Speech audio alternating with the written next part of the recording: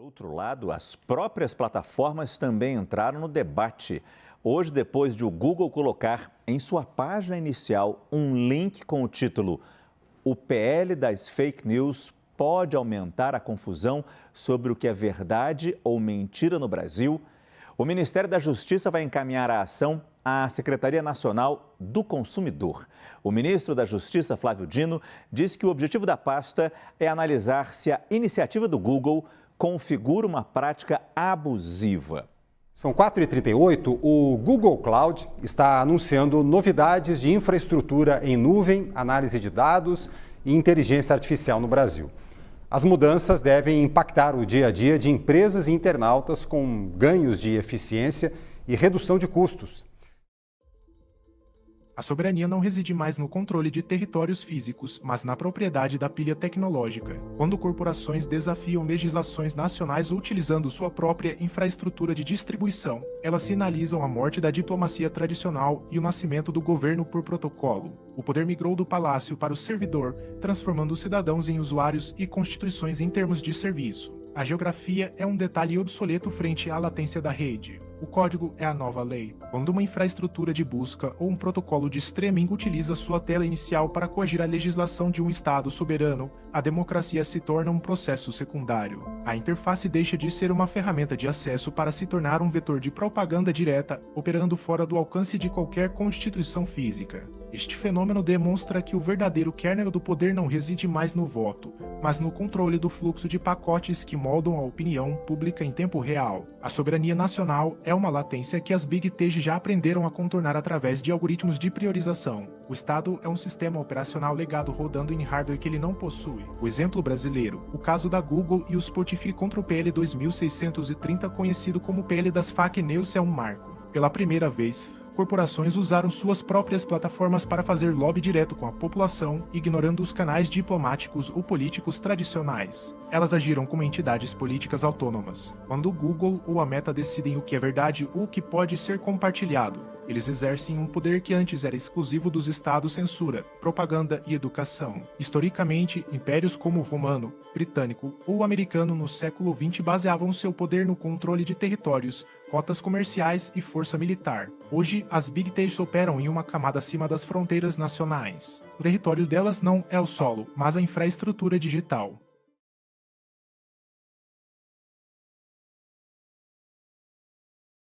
Dados representam a matéria-prima bruta extraída da periferia digital para alimentar o sub de inteligência no Vale do Silício e em Shenzhen. A engenharia comportamental substitui a ocupação militar como um método primário de controle social e drenagem de capital transnacional. Cada interação em uma plataforma estrangeira é um ato de transferência de riqueza neural e financeira para fora das fronteiras locais. O lucro é global, mas o dano ao tecido social é estritamente local. A colonização agora é invisível. A extração de valor mudou da exportação de minérios para a mineração de dados comportamentais em escala continental. Cada interação em plataformas estrangeiras alimenta modelos de aprendizado de máquina cujos lucros e inteligência são consolidados em servidores distantes da realidade local. O usuário periférico fornece o bit bruto, enquanto o centro do império processa a lógica de controle e devolve dependência técnica. É um sistema de feedback fechado onde a inteligência local é atrofiada pela conveniência de soluções prontas que residem na nuvem. A economia de dados é um colonialismo e end-to-end onde você fornece o hardware biológico e eles detêm o runtime.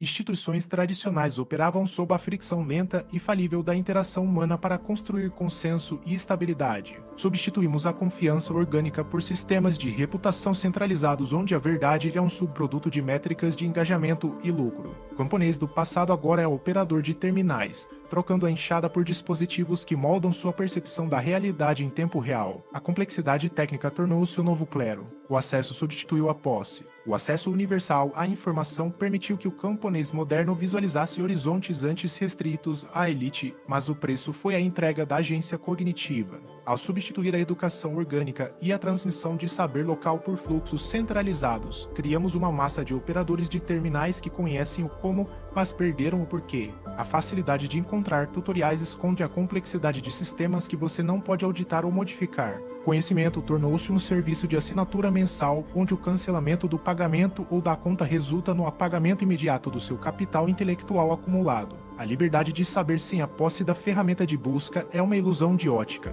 identidade e acesso. Hoje, sua identidade digital logins do Google Apple é mais necessária para navegar na vida moderna do que seu documento físico em muitos contextos. Educação e informação. O YouTube tornou-se a maior escola do mundo, e os algoritmos de busca definem o que a população sabe. Moeda e transações. Com carteiras digitais e possíveis moedas corporativas, o controle financeiro desliza das mãos dos bancos centrais para as mãos de sistemas privados de pagamento. Nota: a diferença fundamental é que o Estado, em teoria, deve satisfação ao cidadão via voto. A Big Tech deve satisfação ao acionista.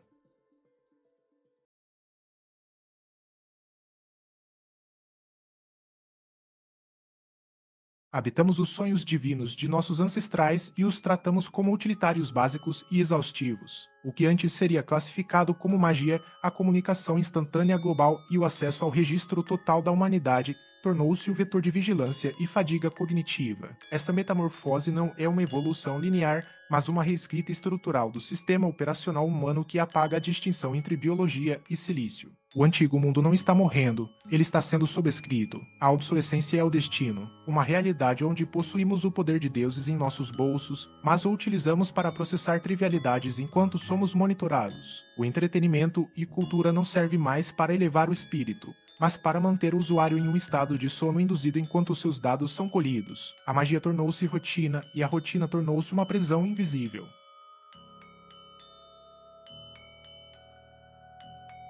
O entretenimento atual opera em uma frequência de estimulação que tornaria a música e a arte modernas inaudíveis ou insuportáveis para gerações passadas. Vivemos em um estado de saturação sensorial onde o algoritmo de recomendação dita o que é belo com base na retenção de tela e não na profundidade da alma. A música não é mais composta para a eternidade, mas para o loop de 15 segundos que maximiza o lucro de plataformas de terceiros. Esta metamorfose cultural altera a fiação neural da espécie, tornando a contemplação um processo de alta latência que o hardware humano moderno não consegue mais processar. A arte virou um subproduto do engajamento. Não deixa de ser arte, mas é uma arte voltada a estímulos e produtos.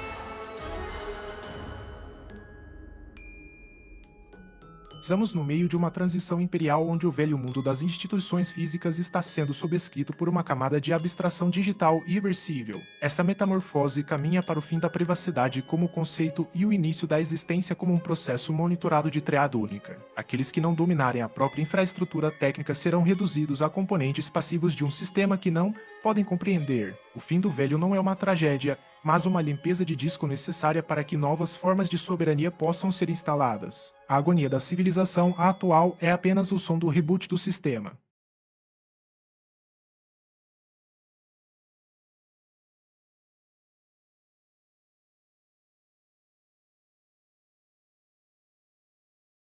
Jovens desenvolvedores buscam as Big Techs pelo crachá e pela segurança financeira. Eles são atraídos pelo lifestyle e pelos altos salários, mas muitas vezes acabam como engrenagens em projetos de extração de dados e inovações. Quem passou 10 ou 15 anos no Google, Meta ou AWS percebe que a infraestrutura do mundo não pode pertencer a 3 ou 4 conselhos de administração. Esse grupo está migrando para Web3, P2P, Peer-to-Peer e Open Source. Eles não estão apenas mudando de emprego, eles estão tentando construir ferramentas que não possam ser desligadas por um CEO ou por um governo. O limite do gratuito e do descentralizado é, na verdade, uma busca por imunidade sistêmica. Muitos empresários criticam o Estado, mas utilizam a infraestrutura pública, segurança, leis, educação básica dos seus funcionários e clientes como uma fundação gratuita para seus lucros. Em vez de inovar para melhorar a sociedade, gasta-se energia tentando convencer o RH do Estado a criar subsídios, protecionismo ou leis que dificultem a entrada de novos competidores. Empresários entendem de margem de lucro e fluxo de caixa, mas falham em entender a ecologia do sistema. Se o Estado a base colapsa, o mercado topo não tem onde se apoiar. Quando uma empresa privada detém a custódia da maioria das criptomoedas, ela se torna um banco central sem a regulação e sem o contrato social de um banco tradicional. O caos acontece quando a confiança é centralizada em uma única entidade, como vimos em casos como o da FTX. A verdadeira descentralização não é apenas sobre tecnologia, é sobre a distribuição da responsabilidade estabilidade.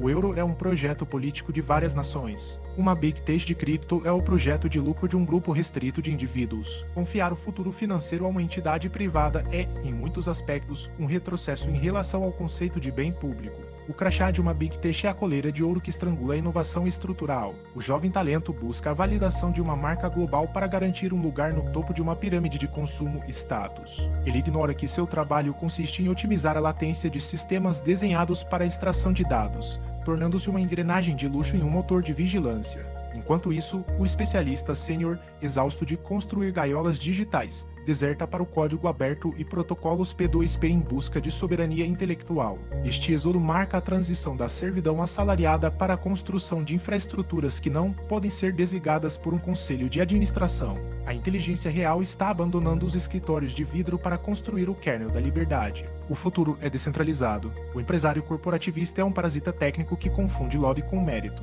A elite econômica critica a burocracia estatal enquanto utiliza a infraestrutura pública como o hardware gratuito onde roda o software de seus lucros. Eles atuam como lojistas técnicos, focados em margens de curto prazo e tratam o governo como um departamento de RH terceirizado que deve ser manipulado para aumentar subsídios. Esta visão míope destrói a base social que sustenta seus próprios clientes, trocando a estabilidade sistêmica pela ilusão de um crescimento infinito em um vácuo institucional. Eles falham em compreender que, sem um Estado funcional ou uma base sólida, o mercado é apenas uma abstração prestes a colapsar. O lucro sem infraestrutura é roubo de futuro. A centralização da cripto é a restauração do Banco Central sob um novo regime de opacidade, quando a maior entidade de custódia de ativos digitais é uma empresa privada e não um protocolo público. A revolução financeira é abortada em favor de um novo intermediário. A confiança foi retirada das instituições democráticas, por mais falhas que sejam, e entregue a seus cujas agendas são protegidas por termos de serviço unilaterais. Diferente do euro, que é um projeto geopolítico com camadas de responsabilidade, a plataforma privada de cripto opera como um buraco negro de capital sem qualquer contrato social. O caos atual é o resultado direto de delegar a soberania financeira para interfaces que priorizam a liquidez sobre a segurança do indivíduo. A chave privada é a única lei. O entretenimento contemporâneo é o lubrificante que facilita a transição para a obsolescência humana. A arte foi reduzida a um teste de estresse para algoritmos de retenção de dopamina, perdendo sua função de elevar a consciência para se tornar uma ferramenta de pacificação. O que consumimos hoje é um fluxo de dados desenhado para manter o usuário em um estado de transe funcional enquanto sua agência é gradualmente erodida. A música e o cinema não buscam mais a transcendência, mas a calibração de modelos de comportamento que servem ao lucro de plataformas que tratam a cultura como simples carga útil pailoar. A estética tornou-se uma engenharia de negação de serviço à percepção crítica do indivíduo. A beleza foi sequestrada pelo bit. A empresa deve ser tratada como um daimon descartável na arquitetura da sua existência. Inverter a dependência significa utilizar as corporações como ferramentas modulares que dependem da nossa interação para existir, e não o oposto. A soberania digital exige que o indivíduo seja o host de sua própria identidade, dados e valores, utilizando plataformas apenas como interfaces temporárias de acesso. No momento em que uma empresa se torna o kernel da sua vida social ou financeira, você deixa de ser um usuário para se tornar um processo convidado com privilégios limitados. A liberdade real é a capacidade de encerrar a execução de qualquer serviço sem sofrer a morte digital. O usuário é o servidor raiz.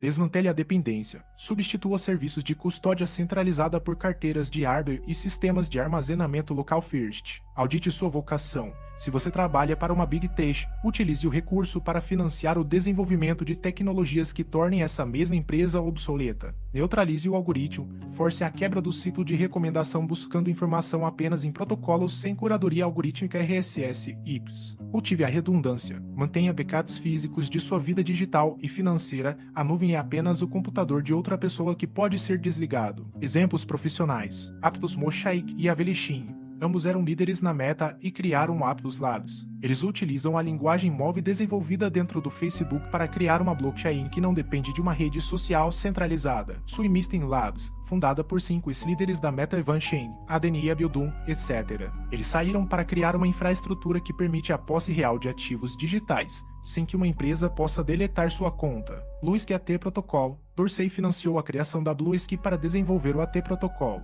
A ideia é que você possa mudar de rede social sem perder seus seguidores ou seus dados. A empresa vira apenas uma ferramenta que você usa, mas não a dona da sua identidade. Nostr. Dorsey também é um grande financiador do Nostr, um protocolo ultra-minimalista e aberto criado pelo brasileiro Fiatjaf, onde não existe servidor central. É o ápice da ideia de que a empresa depende de nós, pois no Nostr não é empresa, apenas usuários trocando chaves criptográficas. Recentemente, em 2025, um grupo de líderes técnicos do Google, DeepMind e Meta lançou a AmuAI.io. Eles estão construindo o que chamam de meta-simbiose humano-IA. Em vez de deixar a IA ser controlada pelos servidores fechados do Google, eles estão usando blockchain e código aberto para criar uma governança transparente. O objetivo é evitar que a inteligência artificial se torne apenas mais uma ferramenta de lucro corporativo. Mark Sumanessepo recentemente deixou seu cargo de gerente sênior de engenharia na Apple para se dedicar exclusivamente a ferramentas de código aberto para Bitcoin. Ele mencionou que, em Big Techs, a inovação é travada pela burocracia e medo de risco, enquanto no código aberto a única barreira é a matemática. Migre sua identidade, substitua logins centralizados por pares de chaves criptográficas sob seu controle exclusivo. Repatrie seus dados. Utilize sistemas local first para garantir que seus ativos intelectuais não residam apenas em servidores de terceiros. Audite o input. Reduza drasticamente o consumo de algoritmos de recomendação. Busque a informação na fonte através de protocolos abertos RSS, P2P.